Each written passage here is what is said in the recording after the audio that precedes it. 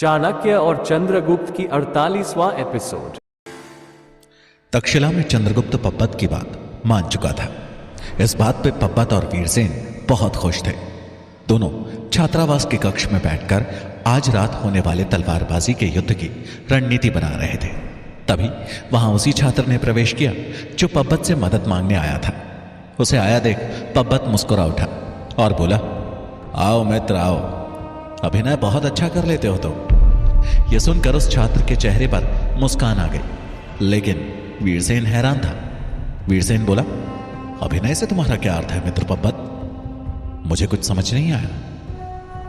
पब्बत बोला, मैं जानता था कि चंद्रगुप्त कभी सीधे तरीके से युद्ध के लिए तैयार नहीं होगा, इसलिए मैंने ये योजना बनाई। चंद्रगुप्त किसी को संकट में नहीं देख सकता और मैंने उसकी इसी कमजोरी का फायदा उठाया। वीरसेन को उसकी बात समझ में आ गई और वो बोला, इसका मतलब कि इसने आज मैदान में जो कुछ किया वो सब एक नाटक था। पब्बत हंसते हुए बोला, हाँ, और इसे ऐसा करने के लिए मैंने ही कहा था।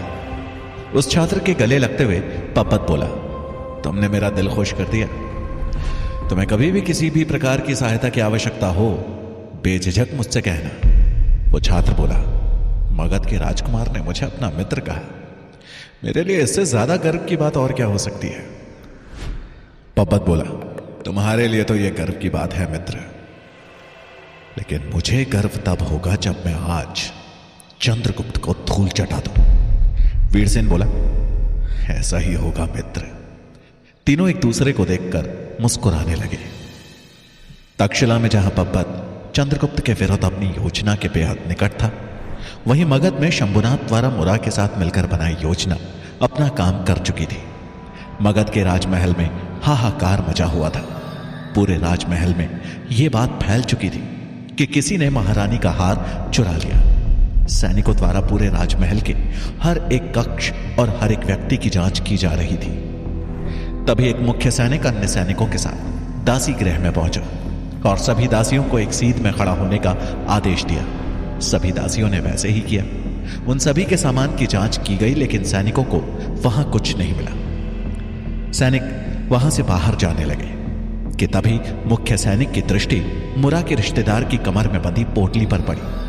वो उसकी तरफ बढ़ा और बोला, तुम्हारी कमर में ये जो पोटली बंधी है, इसमें क्या है? ये सुनते ही वो घबरा गई, पर फिर थोड़ी हिम्मत करते हुए बोली, इसमें कुछ सिक्के हैं जिन्हें लेकर मैं दरबार जा रही हूं कर चुकाने। सैनिक भड़कते हुए बोला, एक दासी के पास सिक्के कहां से आए? मुझे दिखाओ। यह सुनकर वो सकपका गई। उसको समझ नहीं आ रहा था कि वो क्या करे। मुख्य सैनिक क्रोध में भरकर बोला, बहरी हो गई हो क्या? दिखाओ मुझे थैली। मुरा के रिश्तेदार ने डरते डरते वो थैली सैनिक की ओर बढ़ा दी। उस सैनिक ने जैसे ही उस थैली को खोला तो वो ये देखकर हैरान रह गया कि उसमें सिक्के नहीं बल्कि महारानी का चोरी हुआ हार था। मुरा के रिश्तेदार भी ये देखकर डर गए कि सिक्कों की जगह उसमें हार कैसे आ गया। मुख्य सैनिक ने गुस्से में अन्य सैनिकों से कहा, इस महिला को बंदी बना लो और अंधेरी कोठरी में डाल दो। इसके भाग्य का फैसला राज दरबार में होगा कि इसके साथ क्या किया जाए। वो महिला रो पड़ी और चिल्लाते हुए बोली, मैंने कोई चोरी नहीं की, मैंने कोई चोरी नहीं की है। लेकिन तब तक कुछ भी कहने के लिए बहुत देर हो चुकी थी। दो सैनिकों ने उसे पकड़ लिया और खींचकर काल कोठरी की तरफ ले गए। वो महिला जोर जोर से चिल्ला रही थी कि यह थैली मुझे मेरी रिश्तेदार ने दी है, लेकिन कोई भी उसकी बातें सुनने को तैयार नहीं था। तभी विशाखा वहां से गुजरी और उसने उस महिला को चिल्लाते हुए देख लिया।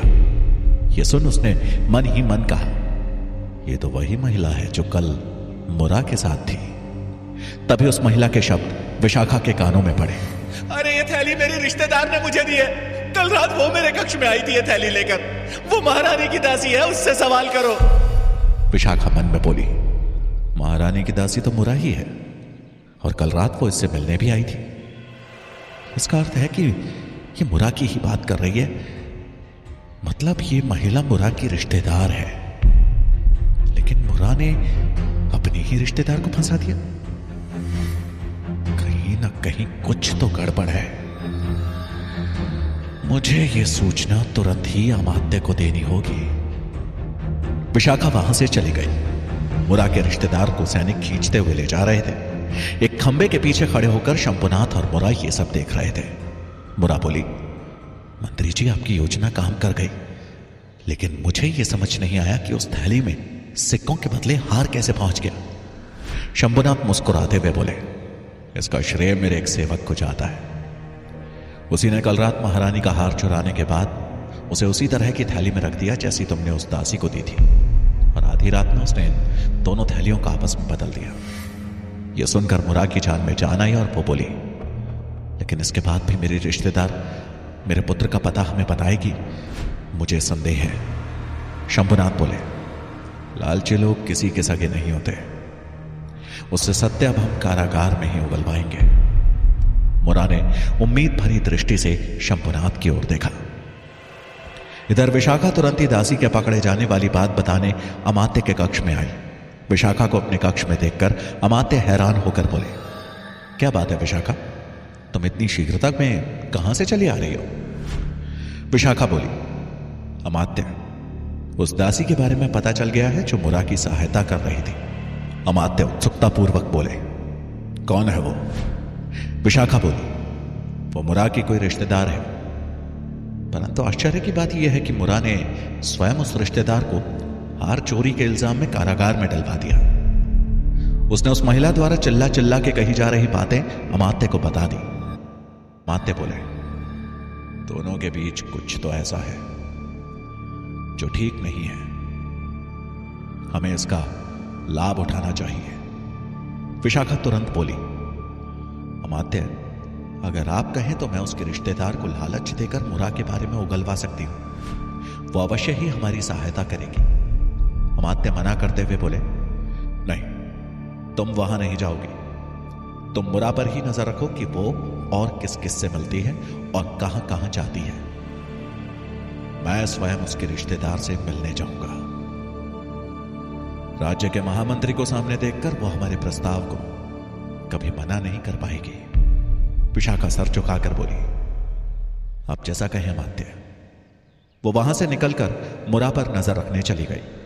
वहीं अमात्य कैद खाने की तरफ बढ़ने लगे जहां मुरा के रिश्तेदार कैद थी। इधर तांबी के गांव की दुर्दशा देखने के बाद आचार्य चाणक्य ने तांबी से कहा, मैं जैसा कहता हूं करते जाओ। सर्वप्रथम गांव के बचे लोगों को ऐसे स्थान पर इकट्ठा करो जहां किसी सैनिक या गुप्तचर की दृष्टि ना पड़े।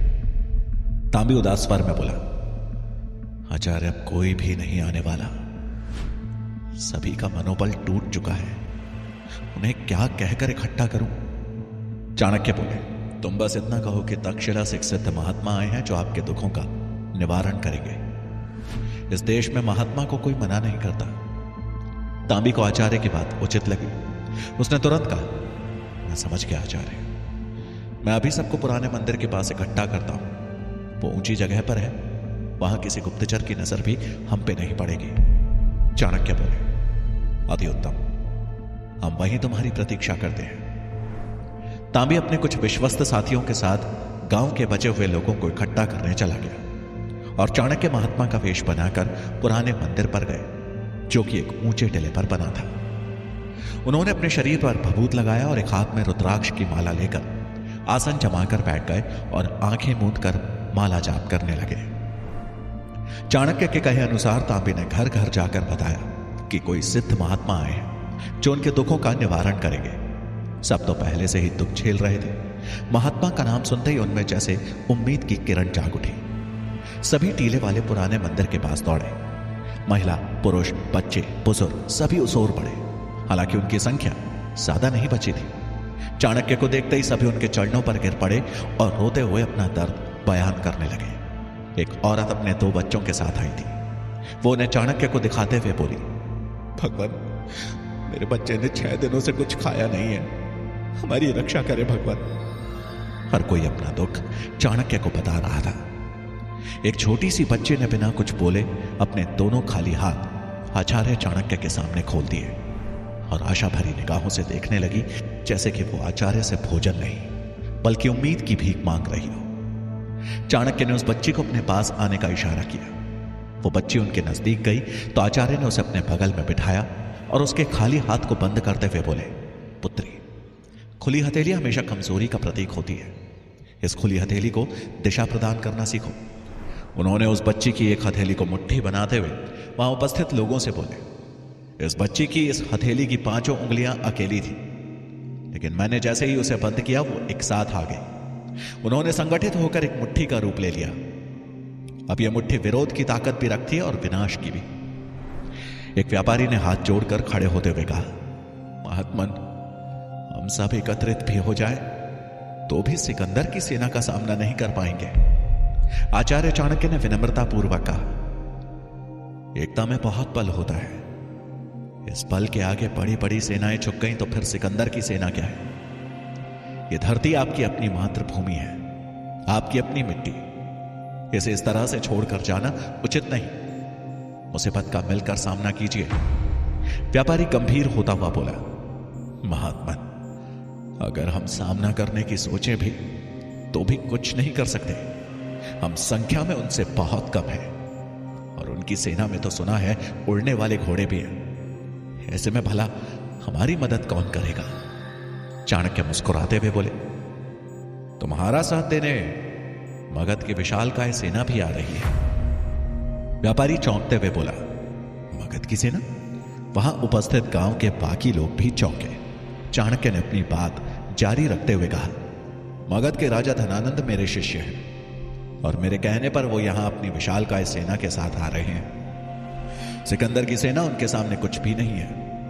अगर सिकंदर की सेना में उड़ने वाले घोड़े हैं तो मगध की सेना भी कम चमत्कारी नहीं है। तभी एक औरत ने खड़े होकर उत्साहित स्वर में पूछा, सत्य महात्मन, आपने देखा है? चाणक्य ने हां में सर हिलाया तो उस महिला ने तुरंत कहा, अगर ऐसा है तो मैं अपनी मातृभूमि को छोड़कर कहीं नहीं जाऊंगी। बाकी बस चुपचाप आचार्य चाणक्य के चेहरे को निहार रहे थे। उन्हें अब भी पूर्ण विश्वास नहीं हो रहा था कि मगध की सेना सिकंदर की सेना से लड़ सकती है। चाणक्य ने उनमें आत्मविश्वास जगाने के लिए अपनी अंतिम चाल चली। वो बोले, आप लोगों की तसल्ली के लिए मैं स्वयं सिकंदर के खेमे में जाकर उनकी सैन्य शक्ति का जायजा लूंगा, परंतु आपसे विनम्र निवेदन है कि इस मिट्टी को छोड़कर नहीं जाए। तभी एक विधवा औरत खड़ी हुई और बोली, महात्मन, हमें आप पर पूर्ण विश्वास है। हम यहीं रहेंगे और अगर मरना होगा तो अपनी मिट्टी में ही मरेंगे। कुछ पल के सोच विचार के बाद एक एक कर सभी खड़े हो गए और आचार्य चाणक्य की बात मानते हुए उनका साथ देने का वचन दिया। इधर मगध में मंत्री शंभुनाथ मुरा की महिला रिश्तेदार से मिलने कैद खाने पहुंच गए। शंभुनाथ को देखते ही वो महिला डरते हुए बोली, आइए मंत्री जी, मैंने कुछ नहीं किया, ये सब मेरी रिश्तेदार का किया धरा है। उसी ने मुझे वो पोटली देते हुए कहा था कि वो मैं दरबार में उसे कर के रूप में आपको सौंप दूं। मैं बेकसूर हूं। शंभुनाथ ने सीधे मुद्दे पर आते हुए उससे पूछा, तुम मुरा के पुत्र के बारे में क्या जानती हो? यह सुनकर मुरा की रिश्तेदार समझ चुकी थी कि यह सारा खेल मुरा ने शंभुनाथ के साथ मिलकर उसे फंसाने के लिए ही रचा था। अब उसने भी उल्टा दाव चल दिया। वो अनजान बनने का नाटक करते हुए बोली, कौन पुत्र? मुझे नहीं पता कि मुरा का कोई पुत्र भी था। मैं उसके किसी पुत्र को नहीं जानती। शंभुनाथ ने हल्के गुस्से में कहा, झूठ मत बोलो। मुझे सब ज्ञात है कि तुमने ही उसके पुत्र को भेजा था। तुम्हारे पति ने सारी बात बता दी है। वो महिला मुस्कुराते हुए बोली, ठीक है, फिर मेरे पति से ही उसके बारे में पूछ लीजिए। शंभुनाथ ने चिढ़ते हुए कहा, हंसो मत, सच बताओ। वो महिला पहले की तरह मुस्कुराती हुई बोली, आजादी तो छीन ही ली मेरी, अब क्या हंसी भी छीनेंगे? मुझे कुछ नहीं पता। इतना बोलकर वो कैद खाने के कोने में जाकर बैठ गई। शंभुनाथ ने लगभग चिल्लाते हुए कहा, अगर तुमने मुरा के पुत्र का पता नहीं बताया तो मैं ये सुनिश्चित करूंगा कि तुम्हें फांसी की सजा मिले। अगर बचना चाहती हो तो पता बता दो मुझे। वो महिला सिवाय मुस्कुराने के इस बार कुछ नहीं बोली।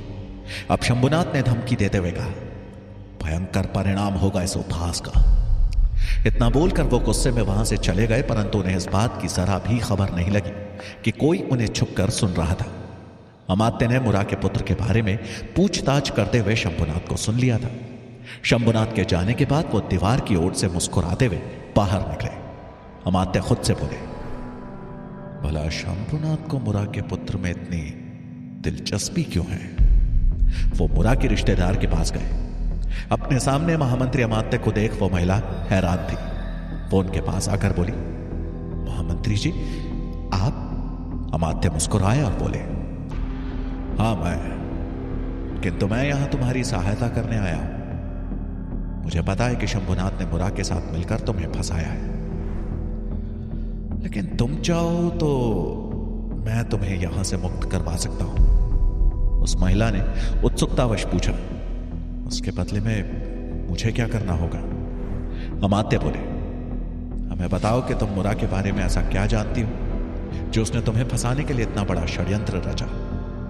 यह सुनकर उस महिला ने शुरू से लेकर आखिर तक की सब बातें कह सुनाई। यह सुनकर अमात्य हैरान थे। उन्होंने पूछा, उस लड़के के पिता कौन है? वो महिला बोली, उस बारे में मैं कुछ नहीं जानती, बस आपको इतना बता सकती हूं कि मैंने उसे मन्ना देव को बेचा था। अमात्य बोले, इस जानकारी के लिए तुम्हारा धन्यवाद। महिला बोली, मेरी रिहाई कब तक हो पाएगी?